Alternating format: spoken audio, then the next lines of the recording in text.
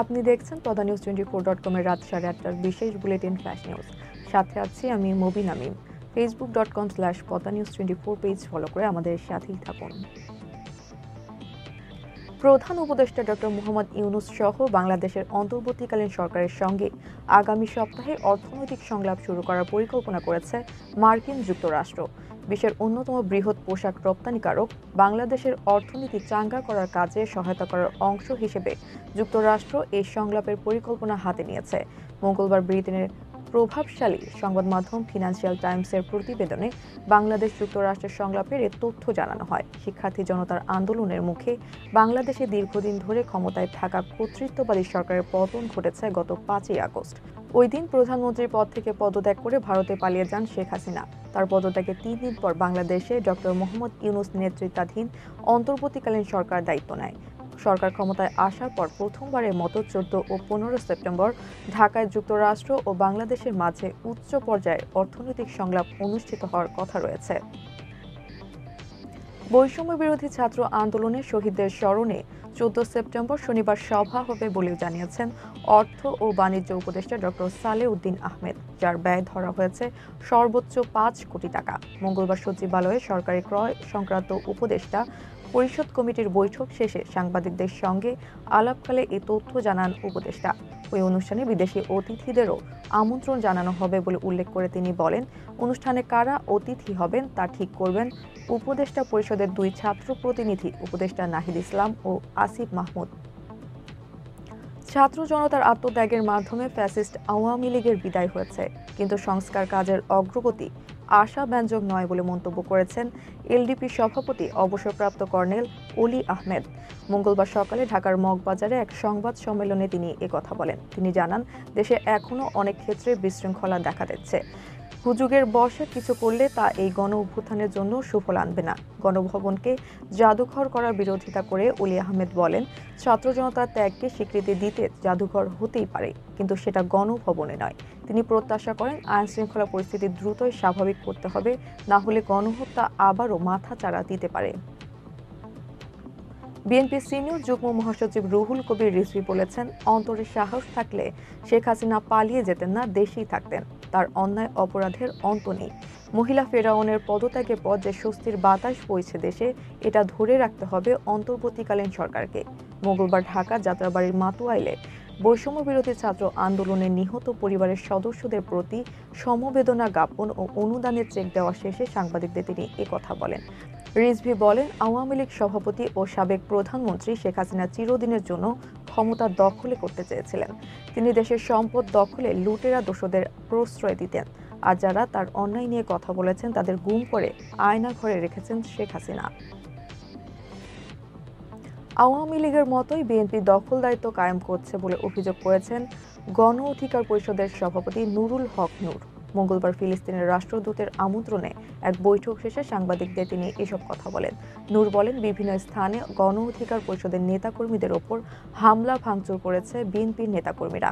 এই অবস্থায় আলোচনা না করে বিএনপির সঙ্গে জোট নিয়ে এখনই কোনো সিদ্ধান্তে যেতে চায় না গণ অধিকার পরিষদ। ছাত্র জনতার আন্দোলনকে ভিন্ন খাতে না নেওয়ার জন্য আইন শৃঙ্খলা বাহিনীকে শক্তিশালী করে এসব বিশৃঙ্খলা নিয়ন্ত্রণ করার কথাও বলেন গণ অধিকার পরিষদের সভাপতি। এছাড়া ডক্টর ইউনূসের অন্তর্বর্তীকালীন সরকারকে রাষ্ট্র সংস্কারের জন্য অন্তত 2 বছর সময় দেওয়া উচিত বলেও মনে করেন তিনি। দিনাজপুরের পার্বতীপুরের বড় পুকুরিয়া তাপ বিদ্যুৎ কেন্দ্র পুরোপুরি বন্ধ রয়েছে। 525 মেগাওয়াট ক্ষমতার এই কেন্দ্রের 3টি ইউনিটই এখন অচল। এর ফলে বিদ্যুৎ সরবরাহে বড় ধরনের বিঘ্ন সৃষ্টি হয়েছে। কর্তৃপক্ষ বলছে, যান্ত্রিক ত্রুটির কারণে তাপ বিদ্যুৎ কেন্দ্রটির উৎপাদন ব্যবস্থা সচল করা যাচ্ছে না। এতে সোমবার সকাল 9টা থেকে 3টি ইউনিটের উৎপাদন বন্ধ হয়ে আছে। দেশের প্রথম কয়লা ভিত্তিক বিদ্যুৎ কেন্দ্রটি প্রথম একসঙ্গে 3টি ইউনিট বন্ধ হলো। ফলে উত্তরাঞ্চলের 8 জেলায় ব্যাপক লোডশেডিং দিয়ে পরিস্থিতি সামাল দিতে হচ্ছে। বড় পুকুরিয়া তাপ বিদ্যুৎ কেন্দ্রের প্রধান প্রকৌশলী আবু বক্কর সিদ্দিক বলেন, ত্রুটি সারানোর জন্য দায়িত্বে চীনের চুক্তিবদ্ধ কোম্পানি হারবিনের, কিন্তু তাদেরকে একাধিকবার চিঠি দেওয়া হলেও সাড়া দিচ্ছে না। চুক্তি অনুযায়ী 2025 সালের ফেব্রুয়ারি পর্যন্ত সব খুচরো যন্ত্রাংশ সরবরাহ করবে চীনের ওই প্রতিষ্ঠানটি, কিন্তু তারা তা করছে না। তাদের সঙ্গে চুক্তি থাকায় নিজেরাও যন্ত্রাংশ কিনতে পারছেন না। অস্ট্রেলিয়া 14 থেকে 16 বছর বয়সীদের জন্য নিষিদ্ধ হতে পারে সামাজিক যোগাযোগ মাধ্যম ব্যবহার। প্ল্যাটফর্মগুলো তরুণদের শারীরিক ও মানসিক স্বাস্থ্যের উপর নেতিবাচক প্রভাব ফেলছে বলেই পদক্ষেপ নিতে যাচ্ছে দেশটি। মঙ্গলবার এক প্রতিবেদনে যুক্তরাজ্যের সংবাদ সংস্থা রয়টার্স এই তথ্য জানায়। বলা হয়, দেশটির প্রধানমন্ত্রী অ্যান্থনি আলবানিজ উদ্বেগ জানিয়ে বলেছেন, শিশুদের ফোন বন্ধ করে মাঠে খেলাধুলা করা উচিত। বিরোধী দলীয় ডান লিবারেল পার্টির প্রধান বিরোধী নেতার পিটার ডাটুনো 16 বছরের কম বয়সীদের জন্য সামাজিক যোগাযোগ মাধ্যম নিষিদ্ধ করার পক্ষে সমর্থন জানিয়েছেন। তবে সরকার নিষেধাজ্ঞা কার্যকর করার জন্য আইন প্রবর্তনের আগে কোন বয়সে নিষিদ্ধ করা উচিত তা নিয়ে পর্যালোচনা করা হবে বলে জানান দেশটির প্রধানমন্ত্রী। ভারতের পশ্চিমবঙ্গের নির্মাতা অভিজিৎ সেনের প্রতীক্ষা সিনেমা থেকে সরে এসেছেন অভিনেত্রী তাসনিয়া ফারিন। গণমাধ্যমকে বিষয়টি নিশ্চিত করেছেন তারকা নিজেই। আগামী নভেম্বর মাসে প্রতীক্ষার শুটিং শুরু হওয়ার কথা ছিল। চলতি মাস থেকে শুরু হচ্ছে প্রাক শুটিং পর্ব, কিন্তু ভারতের ভিসা বন্ধ থাকায় শুটিংয়ে অংশ নেওয়া হচ্ছে না ফারিনের।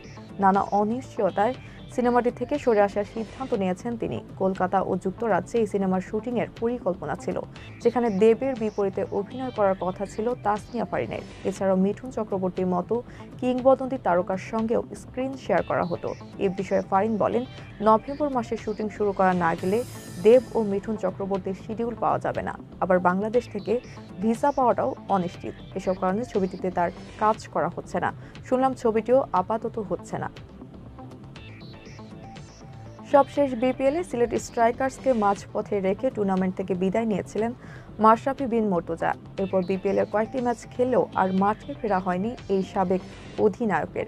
ডিসেম্বরে মাঠে গড়াবে বিপিএলের 11তম আসর। তার আগেই 22 গজে ফিরেছেন মাশরাফি।